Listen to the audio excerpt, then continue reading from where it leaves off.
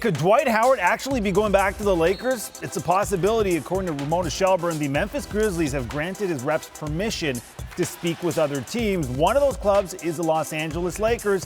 Howard's first run in Hollywood, it was a mess back in 2012, but the Lakers, they're in need of a big, and losing DeMarcus Cousins has not helped. In case you forgot, let's go back to 2012. He struggled to get into shape after offseason back surgery, averaging just 17 points per game, his second lowest since his second season. He didn't always see eye to eye with Kobe Bryant either. That didn't help. Mamba criticizing Dwight for not playing through a torn labrum. Then Kobe blows out his Achilles, the Lakers finishing 7th in the West. They had title hopes that season. Remember, Steve Nash was on that squad, Pau Gasol too, but the Spurs swept them in the first round.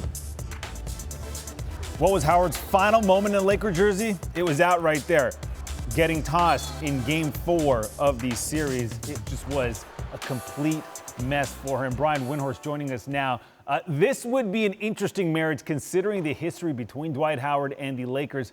What are the chances this actually happens? I don't think it's a very likely marriage. I think the Lakers right now are doing their due diligence on players, on available centers. Joakim Noah is another guy they've looked at. And there's a process.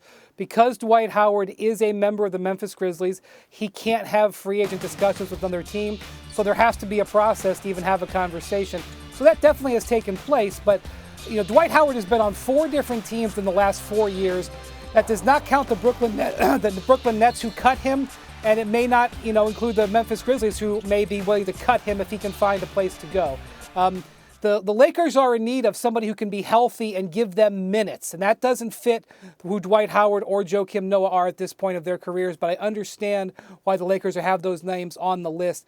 I think this is unlikely. I believe that the Lakers coaches want a younger, more active player at this point in their careers. Wendy, how about this? The NBA polled its rookies, and the results, a little shocking to me anyways, they were asked to predict who would have the best career from their class, and it wasn't Zion, which is fine, but they didn't even have him second. They had him 4th. Cam Reddish getting the most votes. How surprised are you?